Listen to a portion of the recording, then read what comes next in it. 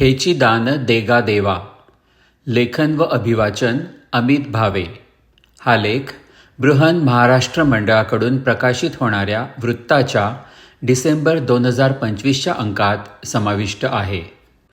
महाराष्ट्राच्या जडणघडणीत 13व्या शतकापासून 17व्या शतकापर्यंत म्हणजेच संत ज्ञानेश्वरांपासून ते संत तुकारामांपर्यंत जवळपास 400 वर्षे वारकरी संप्रदायातील संतांच्या सहवासाचा व त्यांनी निर्मिलेल्या साहित्याचा मोलाचा वाटा आहे असं आपण सदोदित म्हणतो.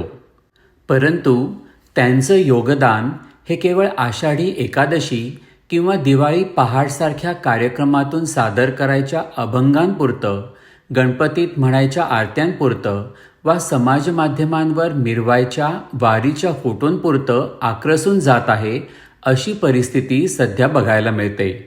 म्हणूनच राजकीय, सामाजिक, आध्यात्मिक व तात्विक पातळ्यांवरच्या त्यांच्या कार्याचं पुनरावलोकन करायचा हा अल्पसा प्रयत्न. छत्रपती शिवाजी महाराजांना हिंदवी स्वराज्य स्थापन करण्यासाठी महाराष्ट्रातील 18 पगड जाती जमातींच्या लोकांचं बहुमोल सहकार्य लाभलं हे आपल्याला माहीत आहे. न्यायमूर्ती रानडे ह्यांनी मराठी सत्तेचा उत्कर्ष या पुस्तकात नमूद केल्याप्रमाणे हे स्वराज्य हा केवळ योगायोग नव्हता, तर त्याआधी 300-350 वर्षे संतांनी केलेल्या मशागतीमुळे मिळालेलं ते फळ होतं. विविध जातीत विखुरलेल्या पिसलेल्या समाजाची शिवाजी महाराजांच्या स्वराज्य निर्मितीत मिळालेली साथ ही एक अभूतपूर्व घटना सबंध भारतात केवळ महाराष्ट्रात घडली. आज विविध संतांना जातीजातीत वाटून त्या गौरवशाली इतिहासाकडे आपण पाठ फिरवली आहे. स्वातंत्र्य प्राप्तीसाठी, स्वराज्यासाठी आपापसातला बंधुभाव जोपासत संतांनी दाखवलेल्या समतेच्या मार्गावर एकत्र आलेला समाज आपण अनुभवला आहे. स्वातंत्र्य, समता आणि बंधुता ही फ्रेंच राज्यक्रांतीने जगाला दिलेली देणगी आहे असं आपण मानतो. मग 17व्या शतकात स्थापन झालेलं हिंदवी स्वराज्य हे काय होतं? फ्रेंच राज्यक्रांतीच्या 100 वर्षे आधीच महाराष्ट्राने हे जगाला करून दाखवलं आहे. महाराष्ट्राला शिवाजी महाराजांच्या रूपाने जाणता राजा लाभला आणि संतांची ही मांदियाळी लुप्त झालेली आपल्याला दिसून येतं. संत बहिणाबाईंनी म्हटलंच आहे, ज्ञानदेवे रचिला पाया, तुका झालासे कळस. या देवालय रूपकाचा विस्तार संत नामदेवांनी केला, तर त्याला खांबरूपी आधार द्यायचं काम संत एकनाथांनी केलं. संत ज्ञानेश्वरांनी 1290 मध्ये भावार्थ दीपिका हा भगवद्गीतेवर भाष्य करणारा ग्रंथ रचला. संस्कृत भाषेतील भगवद्गीता त्यांनी सामान्यांच्या भाषेत उपलब्ध करून दिली एवढंच ह्याचं महत्त्व नाही. ज्या भाषेत तत्त्वज्ञान विषयक लिखाण होतं ती उच्च दर्जाची समजली जाते. त्या दृष्टीने मराठी भाषेचं सामर्थ्य त्यांनी जगापुढे सिद्ध केलं व संस्कृतचं पारंपरिक वर्चस्व झुगारून दिलं. ही खूप अलौकिक घटना आहे. आज आपण संभ्रमात पडलो आहोत की आधुनिक ज्ञानशाखांमधील व्यवहार पेलण्यास मराठी सक्षम आहे का? सर्व संतांनी त्याचं सप्रमाण व निर्विवाद उत्तर कितीतरी शतकांपूर्वीच दिलं आहे. चक्रधर स्वामी, मुकुंदराज व निरनिराळ्या जैन साधूंनीही महाराष्ट्रीत प्राकृत व मराठीत तोलामोलाची ग्रंथनिर्मिती केली आहे. ज्ञानेश्वरी ही केवळ एक भाषिक क्रांती नव्हती. त्यायोगे ज्ञानेश्वरांनी वेदांपेक्षा जास्त प्रामाण्य दर्जा गीतेला दिला. ते म्हणतात, हा वेदार्थ सागरू, जया निद्रिताचा घोरू, तो स्वये श्री सर्वेश्वरू, प्रत्यक्ष अनुवादिला. वेद हे जर निद्रेत असलेल्या भगवंताच्या घोरण्याचा आवाज असेल, तर त्याने जागेपणी सांगितलेली गीता श्रेष्ठ नाही का? तसंच वैदिक जगतात उपनिषदे, ब्रह्मसूत्रे आणि गीता ह्यांना प्रस्थानत्रयी मानतात. पण ज्ञानेश्वरांनी अन्य 2 प्रस्थानांवर भाष्य करायची प्रथा मोडली. राजाराम शास्त्री भागवतांनी म्हटलं आहे, आम्हा मराठ्यास श्रुती स्मृती वेदांत भाष्याची गरज नाही. ज्ञानेश्वरी व तुकाराम बुवांची गाथा म्हणजे आमचे आगम. संत नामदेवांनी संत ज्ञानेश्वरांच्या भक्ती परंपरेचा विस्तार थेट पंजाबपर्यंत केला. त्यांना ज्ञानेश्वरांविषयी नितांत आदर होता. ते म्हणतात, नामा म्हणे ग्रंथश्रेष्ठ ज्ञानदेवी, एक तरी ओवी अनुभवावी. त्यांच्या कीर्तनांमधील माधुर्य अवर्णनीय होतं. नामदेवांचा प्रभाव पंजाबी लोकांवरही पडला. म्हणूनच शीखांच्या पवित्र ग्रंथात गुरु ग्रंथ साहिबमध्ये त्यांच्या 61 अभंगांचा समावेश आहे. महाराष्ट्र आणि पंजाबला आध्यात्मिकदृष्ट्या जोडण्याचं काम दुसऱ्या कोणीच केलेलं नाही. संत एकनाथ हे वारकरी संप्रदायातील तिसरे वैशिष्ट्यपूर्ण संत. त्यांनी जनजागृतीसाठी भारूड या सर्वार्थाने मराठी काव्यनाट्य आविष्काराची निर्मिती केली. ज्ञानेश्वरांच्या समाधीच्या जीर्णोद्धाराचं महत्त्वाचं काम त्यांनी केलं. तसंच काळाच्या ओघात ज्ञानेश्वरीत प्रक्षिप्त झालेल्या ओव्या वगळून तिच्या शुद्धीकरणाचं कामही त्यांनी केलं. भागवतातील 11 स्कंधावर त्यांनी मराठीत भाष्य केलं, जे एकनाथी भागवत म्हणून सुपरिचित आहे. खरं तर ज्ञानेश्वरी, एकनाथी भागवत आणि तुकारामांची गाथा हीच वारकऱ्यांची प्रस्थानत्रयी म्हटली पाहिजे. एकनाथांनीही मराठीचा प्रकर्षानं आग्रह धरला. संस्कृत वाणी देवे केली, तरी प्राकृत काय चोरापासोनी झाली. हे त्यांचे उद्गार मराठी भाषेची महती विशद करतात.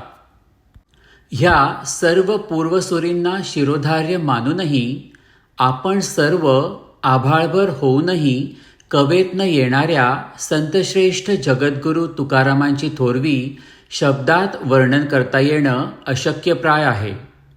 तत्त्वज्ञानाच्या बाबतीतल्या त्यांच्या अभंगांचा परीघ कोणत्याही पाश्चात्य तत्त्ववेत्याला सहज मागे टाकेल एवढा आहे. न्यायमूर्ती रानड्यांचा जे का रंजले गांजले हा सर्वात आवडता अभंग होता.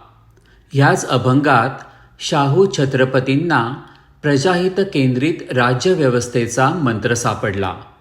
बहिणाबाई तर तुकारामांच्या अभंगांना तुकाराम वेद असंच संबोधतात. तुकोबांचं मात्र वेदांविषयी स्पष्ट मत होतं.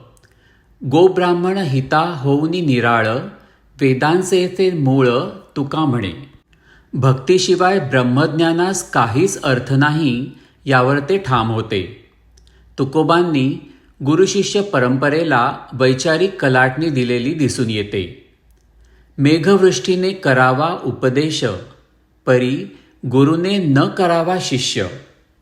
भगवंत जर सर्व चराचरात सामावलेला आहे तर कोण गुरु आणि कोण शिष्य. भगवंतालाच आपण सर्वोच्च गुरु मानलं पाहिजे. तुकारामांनी स्वर्गप्राप्तीच्या संकल्पनेवरच हल्ला चढवला. स्वर्गीचे अमर इच्छिताती देवा, मृत्युलोकी व्हावा जन्म आम्हा. ते स्वर्गसाधक यज्ञाचा उपहास करून वैकुंठ ही कल्पना स्थापित करतात. त्यापुढेही जाऊन वैकुंठच भूवरी पंढरीत आहे असं म्हणतात. तुका म्हणे सोपी केली पाय वाट, पंढरी वैकुंठ भूमीवरी. तुकारामांनी केवळ धार्मिक कर्मकांडांवर हल्ला चढवला असं नाही, तर त्यांनी त्यांच्या अभंगातून व्यापार, सावकारी, शेतकी या विषयांनाही हात घातला आहे. शिवाजी महाराजांसाठी लढणाऱ्या पाईकांवर म्हणजेच सैनिकांवर त्यांनी अभंग लिहिले आहेत. पाईकीचे सुख पाईकासी ठावे, म्हणून या जीवे केली साठी. अशा या तुकोबांची भुरळ महात्मा फुले, आंबेडकर, भांडारकर यांनाच पडली असं नाही, तर मुंबई विद्यापीठाचे पहिले कुलगुरू अलेक्झांडर ग्रँट यांनीही त्यांची महती ओळखली होती. आज आपणही मराठी भाषेत अगदी सहज म्हणून ज्या ओळी उद्धृत करतो, वृक्षवल्ली आम्हा सोयरी वनचरे. तुझं आहे तुझं पाशी, आनंदाचे डोही आनंद तरंग. आम्हा घरी धन शब्दांचीच रत्ने. ह्या आणि इतरही बऱ्याच हे सर्व तुकोबांचेच देणे आहे. तुकाराम हा विषयच इतका व्यापक आहे की तुकाराम दर्शन हे भारतीय तत्त्वज्ञानातील एक स्वतंत्र दर्शन ठरावे. दिलीप चित्रे यांनी तुकोबांच्या अभंगांचे इंग्रजीत भाषांतर करून त्यांना जागतिक पटलावर नेलं. त्यायोगे मराठी संस्कृतीमधील स्थित्यंतराची व सामर्थ्याची सर्व जगाला ओळख झाली. तुकाराम हे सर्वसमावेशक विद्रोही संत होते, पण चिकित्सेला घाबरणारे नव्हते. त्यांनीच म्हटलं आहे, झाले दर्पणाचे अंग, ज्याचा त्यासी दावी रंग. महात्मा फुल्यांसारख्या सामाजिक क्रांतिकारकाने तुकोबांना शेतकऱ्यांचा संत म्हणून संबोधलं. लोकमान्य टिळकांच्या गीता रहस्यात तुकारामांच्या सर्वाधिक वचनांचा उल्लेख आढळतो. वेगवेगळ्या विचारसरणीच्या विचारवंतांना तुकोबांच्यात नक्कीच काहीतरी सापडलं. म्हणूनच तुकोबा हे महाराष्ट्राच्या अस्मितेचा मानबिंदू ठरले, महाराष्ट्राची निजखूण ठरले. ते ज्ञानोबांपासून आजच्या आधुनिक महाराष्ट्रापर्यंत दुवा बनून राहिले आणि खऱ्या अर्थाने सार्वकालिक संत ठरले. हे सर्वच संत विचारांनी आणि कृतीने वैश्विक आहेत. तुकोबांनीच म्हटलं आहे, झाली माझी वैखरी विश्वभरी व्यापक. या अखिल विश्वाच्या कल्याणासाठी ज्ञानोबांनीच पसायदानाद्वारे भगवंताकडे आळवणीही केली आहे. प्रश्न एवढाच आहे की संतांनी दिलेलं हे संचित आपण खरा महाराष्ट्र धर्म जोपासण्यासाठी वापरणार का? ती सद्बुद्धी मिळावी म्हणूनच आपल्या सर्वांसाठी मी एवढंच मागेन, हेची दान देगा देवा, संतांचा विसर न व्हावा.